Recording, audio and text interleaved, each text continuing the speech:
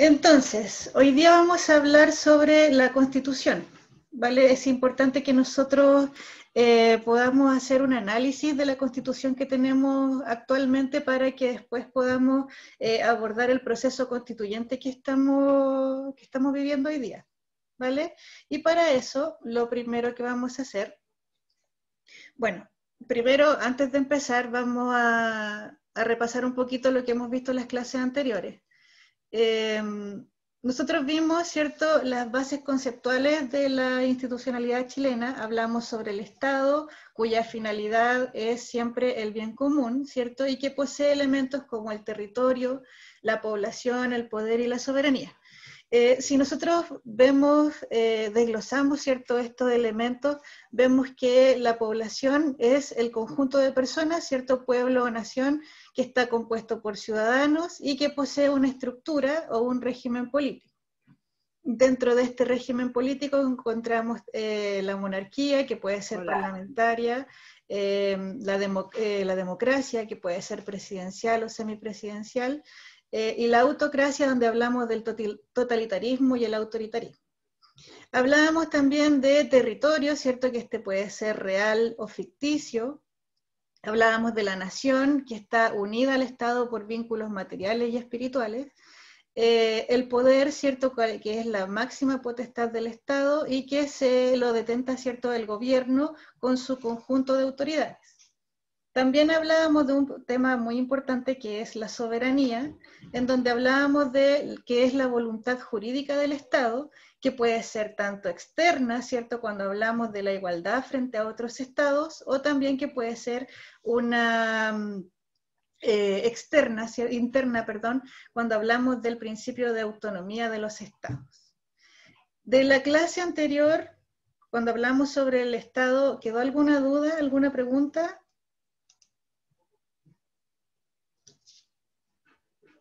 No, profe. ¿Sí o no? Gracias, Javier. Ya. Entonces, como les decía, vamos a analizar la Constitución, vamos a comprender cómo la Constitución política organiza el régimen democrático en Chile. Lo importante es distinguir quiénes son sujetos de nacionalidad chilena y quiénes son ciudadanos, esto lo vimos, ¿cierto?, en la clase anterior, y comprender y analizar los derechos individuales que están contenidos en esta Constitución. Para empezar, ¿alguien me puede decir qué establece una constitución política?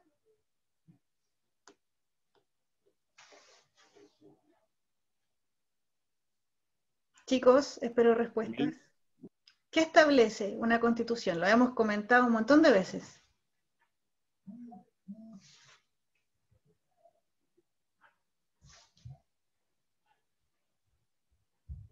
Las leyes. ¿Ya? ¿Algo más?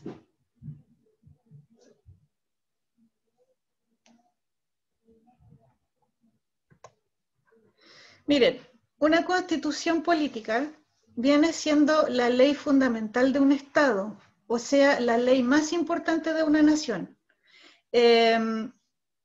Es la Constitución la que fija las bases de la institucionalidad, establece un ordenamiento jurídico y por lo tanto queda establecido, ¿cierto?, que no hay ningún poder fuera de la Constitución. Es como la ley fundamental de un Estado. ¿Se entiende eso, no? No hay nada que sea más poderoso que la Constitución. ¿Se entiende eso? Sí. ¿Seguro? Después yo voy a preguntar. Sí. Llegó Sebastián.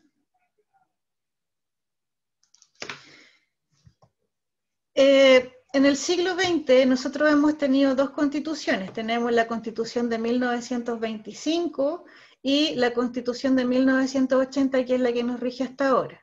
La Constitución de 1925 termina con la República Parlamentaria y establece un régimen presidencial en Chile y además, muy importante, establece un rol social para el Estado. Ahora, 55 años después, durante la dictadura militar, se crea la Constitución en 1980 y es una constitución completamente distinta, ¿cierto? Que viene a legalizar un sistema económico, el sistema económico neoliberal, y establece, ¿cierto? Muy solapadamente beneficios para cierto grupo de la población, no para todos. Eso lo vamos a conversar luego. Ay, perdón. La Constitución política también establece la forma jurídica y el régimen político que va a adoptar un Estado. Garantiza libertades y derechos fundamentales, además indica los deberes que rigen para el conjunto de la sociedad. ¿Se entiende esto? Sí, profe. Ya, gracias. Yo no. ¿Alguien dijo que no se entiende? Sí, yo no entendí. ¿Qué no entendió Alejandro? Hoy lo escucho súper mal. Alejandro, ¿dónde te quedaste? La flechita para abajo. La flechita para abajo. Dice, ¿qué establece la Constitución política? Establece la forma jurídica y el régimen político que adopta el Estado.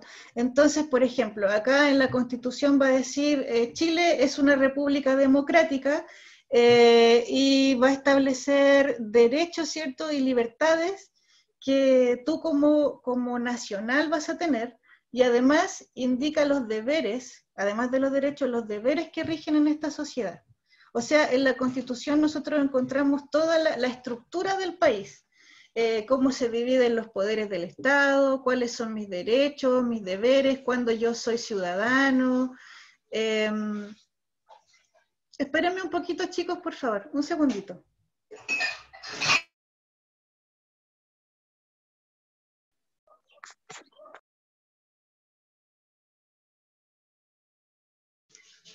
Ya, perdón. ¿Se entiende ahora, Alejandro? Sí, profe. Más o menos, perdón por la interrupción. Entonces, decíamos, ¿qué es la Constitución? La Constitución, entonces, es la ley fundamental del Estado. En ella se establece la organización del Estado, la organización de la sociedad también, y los deberes y los derechos fundamentales que nosotros tenemos en la sociedad. En cuanto a la organización del Estado, esta organización se basa en poderes públicos y las atribuciones que tienen estas instituciones, ¿vale? También se establece la organización de la sociedad. Aquí en la Constitución nosotros vamos a encontrar qué significa la familia y los grupos intermedios para la Constitución. Y además decíamos que tenemos derechos y deberes fundamentales que se protegen con garantías constitucionales. Ahora, el problema, se escucha súper bonito, ¿cierto? Pero el problema es que el origen de la Constitución hace que haya un debate sobre la legitimidad de la Constitución. Esperen un segundo.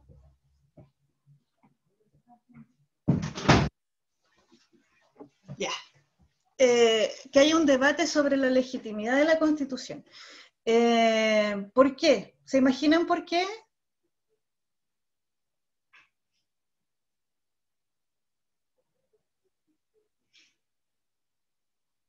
Chicos, ¿se imaginan por qué hay un debate sobre la legitimidad de la Constitución? ¿Cómo, profe? No alcancé a escuchar.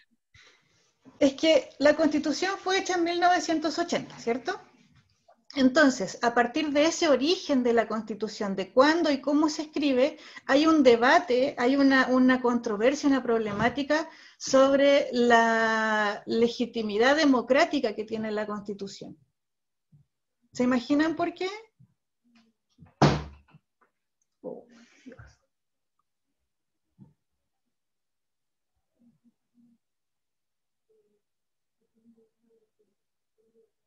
¿No? ¿Ninguna respuesta?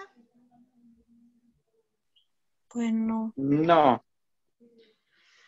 Hay un debate sobre la legitimidad democrática porque fue escrita, fue redactada por una comisión que la dictadura militar mandó a escribir, ¿vale? Esta comisión se denominó la Comisión Ortúzar, que escribe esta constitución en cuatro paredes, ¿cierto? Sin preguntarle a la sociedad, sin hacer ningún proceso democrático, y ni siquiera teníamos un contexto de democracia, o sea, estábamos dentro de una dictadura militar, por lo tanto no existía ninguna garantía constitucional, ni existía ninguna libertad, ningún tipo de libertad. Por lo tanto, no existió nunca un proceso democrático como el que estamos viviendo hoy día del proceso constituyente. Ustedes se dan cuenta que nosotros estamos en un proceso de escribir una nueva constitución, ¿cierto? Sí. Sí, ya, bien. Entonces, ese es un proceso verdaderamente democrático, o más democrático que el que teníamos antes. Es decir, que la ciudadanía, la población entera puede participar de este proceso, podemos dar opiniones, podemos elegir libremente a quienes nosotros queremos que nos represente. Ahora, en 1980 esa situación no existía porque estábamos dentro de una dictadura militar, ¿vale? En donde no existía Congreso, no existía, se desconoce la Constitución del 25, se desconocen todas las garantías y todas las libertades individuales, ¿cierto? Entonces, como no existe ese proceso democrático, y esta es una constitución que es impuesta a Chile, se debate sobre si es legítima o no, ¿vale? Y además de su ilegitimidad, ¿cierto?, de su falta de legitimidad democrática, se habla de que es una constitución súper injusta, muy arbitraria, ¿cierto?, que establece un Estado subsidiario, ¿cierto?, en donde no se hace cargo de los problemas sociales y no tampoco privilegia, ¿cierto?, o sea, solamente privilegia a una parte de la población y no a toda la población, ¿vale? Por lo tanto, bueno, en 1989 se llama un plebiscito para reformar esta constitución, la hace menos siniestra en realidad. Se quitan estos artículos de la Constitución que prohibían los partidos políticos marxistas, ¿cierto? La facultad de exiliar personas, la facultad del presidente de disolver el Congreso, todos esos artículos que legitimaban y que legalizaban a la dictadura militar se reforman en 1989. Y luego, en el 2005, en el gobierno de Ricardo Lagos, también se vuelve a reformar. Se hace un poquito más democrática. Pero en su contenido sigue igual, sigue siendo, el grueso de la Constitución sigue siendo una Constitución injusta y poco digna para las personas. ¿Se entiende esto? Sí.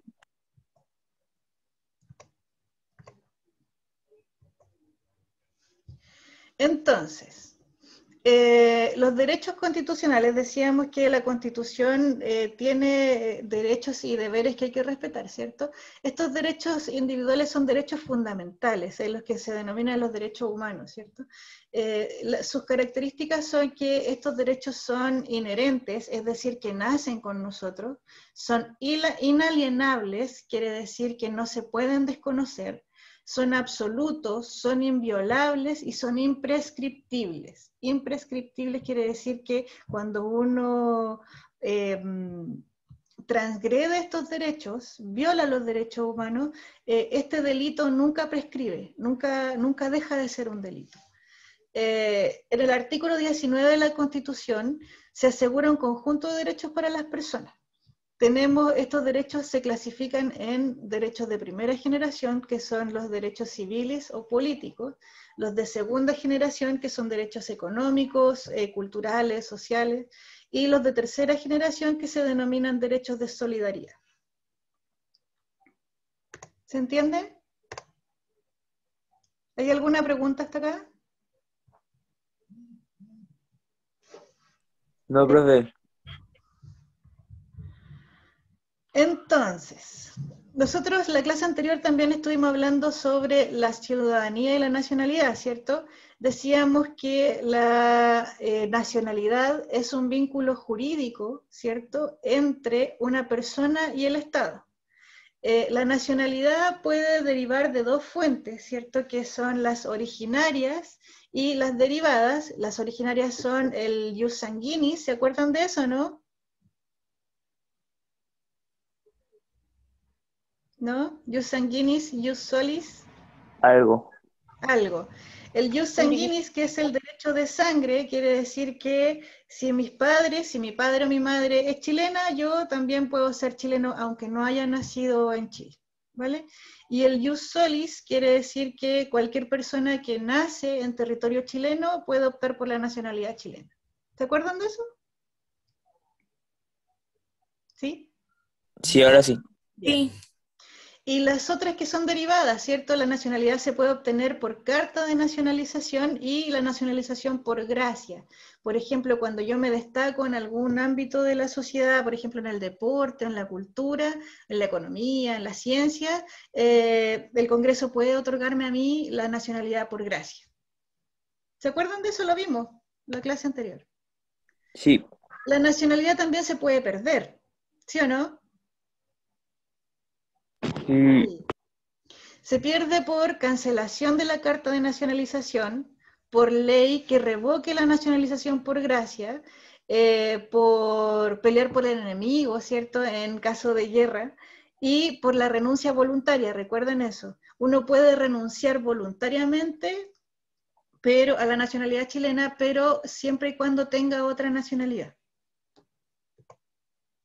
Y por otra parte tenemos la ciudadanía. La ciudadanía constitucionalmente significa que cuando yo soy ciudadano tengo derecho a votar en las elecciones y también tengo derecho a ser elegido en las elecciones. Tengo derecho a elegir y a ser elegido. Son requisitos para ser chileno, para la ciudadanía, perdón, no hay que ver ser chileno, para la ciudadanía son requisitos ser chileno, tener la nacionalidad chilena, tener 18 años cumplidos y no estar condenado a pena aflictiva. ¿Cuál era la pena aflictiva? ¿Se acuerdan? Cuando 3 eran años, 2 30, días. 3 años y 3 un día años, o 2 30. días, algo así. Bien, súper bien, 3 años y un día. Esa es la pena aflictiva. También se pierde la ciudadanía por cuando dejo de ser chileno, cuando pierdo la nacionalidad, perdón, por estar condenado a pena aflictiva y por estar condenado también a delitos que se consideren como terroristas. Ahí yo pierdo la ciudadanía. ¿En qué consiste la ciudadanía? Básicamente, se entiende a través del ejercicio de derechos políticos. ¿Cuáles son mis derechos políticos? El sufragio, ¿cierto? Elegir autoridades, ser miembro de un partido político y optar a cargos públicos. Es decir, que yo tengo derecho a participar activamente en la sociedad, tengo derecho a elegir y a ser elegido. ¿Se está escuchando bien? Veo que se queda como pegado. ¿Se ¿Lo escucha bien, escucho bien? profe? Ah, ya, genial, soy yo nomás. Sin embargo, desde un punto de vista actual, el ser ciudadano no solamente implica estos 3 derechos que ustedes tienen, sino que también implica participar activamente de actividades que están relacionadas con la vida en comunidad.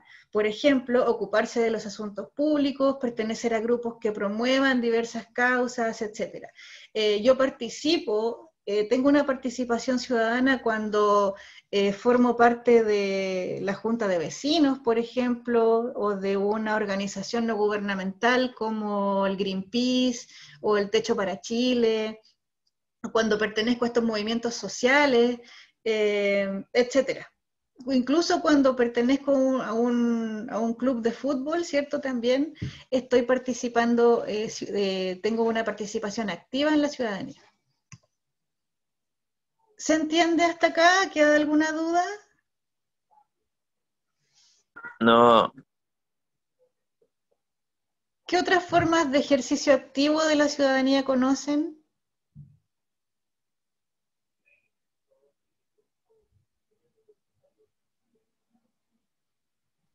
¿Cómo? ni idea. Otra forma de ejercer activamente la ciudadanía, de participar. ¿Qué otras formas de participación conocen?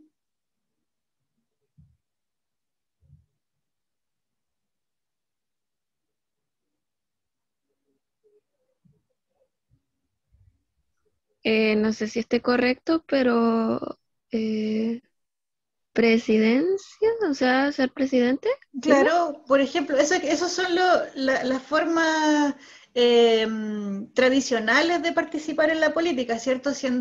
Formando parte de un cargo público. Ahí yo estoy, lógicamente estoy participando de la política. Pero el común de las personas que no son parte de los cargos públicos, ¿cómo pueden participar activamente de la ciudadanía también? Votando. Votando, también, eso también es una perspectiva tradicional, pues, o sea, también yo ejerzo mi derecho de ciudadanía cuando voy a votar. Pero ¿cuándo más? Cuando trabajan, Ya, bien. ¿Y por qué, Alejandro? porque trabajan para el país o algo así, ¿no? Ya, porque aporto, ¿cierto?, al país. Pero también existe la participación activa cuando yo soy un trabajador que me afilio a un sindicato, por ejemplo. O sea, toda vez que yo tomo decisiones o participo en la toma de decisiones para una comunidad, estoy participando políticamente, estoy haciendo una participación activa en la sociedad. ¿Vale? Por ejemplo, cuando el Alejandro dice, cuando yo trabajo y formo parte de un sindicato, por ejemplo, tomo decisiones para esa comunidad, estoy participando en política, estoy participando activamente de la vida en comunidad. Cuando ustedes forman parte, por ejemplo, del centro de alumnos, también están participando activamente, aunque aún no tengan la ciudadanía, aunque aún no tengan 18 años, igual están participando, igual están tomando decisiones para una comunidad. ¿Se entiende? ¿Se entiende, chicos? Sí, profe. Ya. Entonces, vamos a sintetizar la clase para ir terminando. Hablamos, ¿cierto?, toda la clase sobre la Constitución política.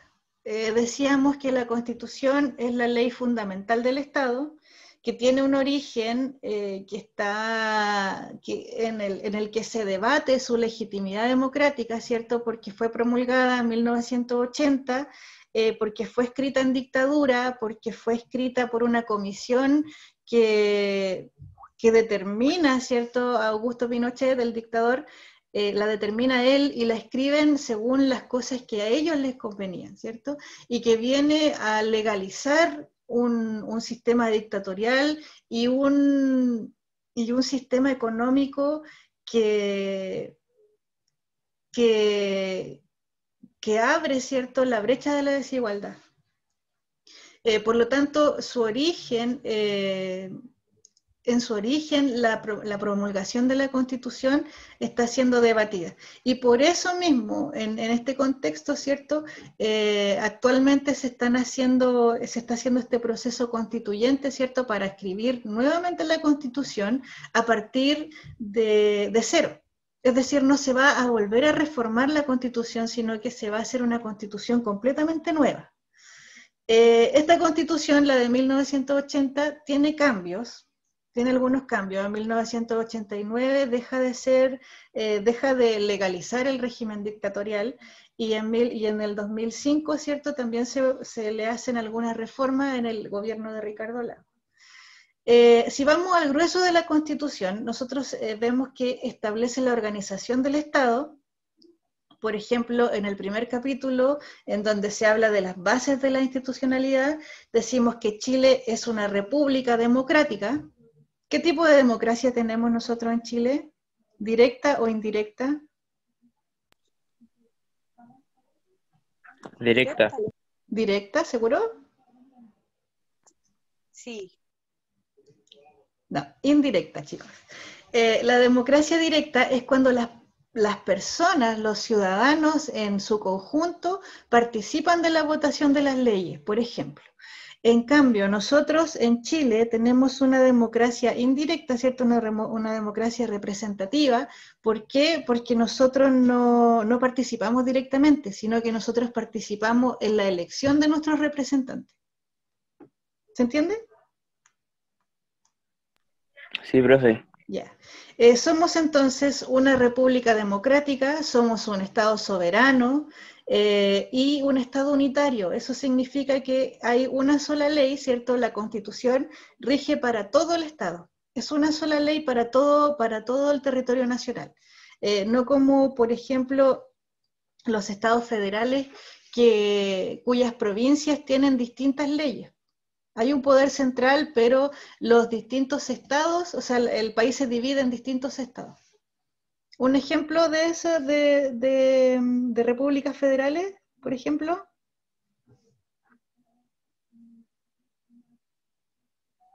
¿Cuál sería un ejemplo?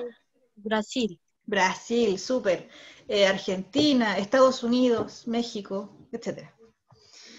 ¿De Ya. verdad? ¿Ah? No, creo que no era para mí eso. También establece derechos y garantías individuales, ¿cierto? En el capítulo 3 se habla sobre los derechos y los deberes constitucionales. El artículo 19 da algunos ejemplos, ¿cierto? La igualdad ante la ley, la libertad personal, la libertad de opinión y el derecho a la educación. Bueno, todos estos derechos fundamentales, ¿cierto?, han sido fuertemente cuestionados hoy en día. Si nosotros tuviéramos un poquito más tiempo, podríamos analizarlos y llegar, ¿cierto?, a la conclusión de que estos derechos que establece la Constitución no son tan respetados como debiera ser, ¿cierto?, como lo plantea el papel. Si hablamos de la igualdad ante la ley, es verdad que todos somos iguales ante la ley, pero el acceso que tenemos al sistema jurídico, ¿cierto?, al sistema judicial, es bastante difícil dependiendo de la persona. También la libertad de opinión. Nosotros vemos que, por ejemplo, los canales de televisión, los noticiarios dan las noticias que le importa al gobierno de turno, no es una cuestión completamente objetiva, ¿cierto? Y la noticia va a ser vista desde distintos puntos de vista, dependiendo del poder que esté del gobierno que esté en el mando. Y el derecho a la educación también, nosotros, claro, nadie nos dice que no podemos estudiar, pero todo eso tiene un costo y son costos que son altísimos, ¿cierto? O sea, todos ustedes tienen derecho a ir a la universidad, pero ¿todos ustedes podrán pagar la universidad? No sé si todos, ¿cierto? Entonces, estos derechos que consagra la Constitución también están siendo fuertemente debatidos en este nuevo proceso constituyente. Ya, entonces, la Constitución política define sujetos políticos, ¿cierto?, que en el capítulo número 2 nos habla de la nacionalidad y la ciudadanía, y hablamos que la nacionalidad es un vínculo jurídico entre el individuo y el Estado, ¿cierto? Y la ciudadanía otorga derechos políticos, como por ejemplo el sufragio. ¿Se entiende? Sí, profe. Sí, profe. Profe. ¿Quedó clarito? Sí, profe.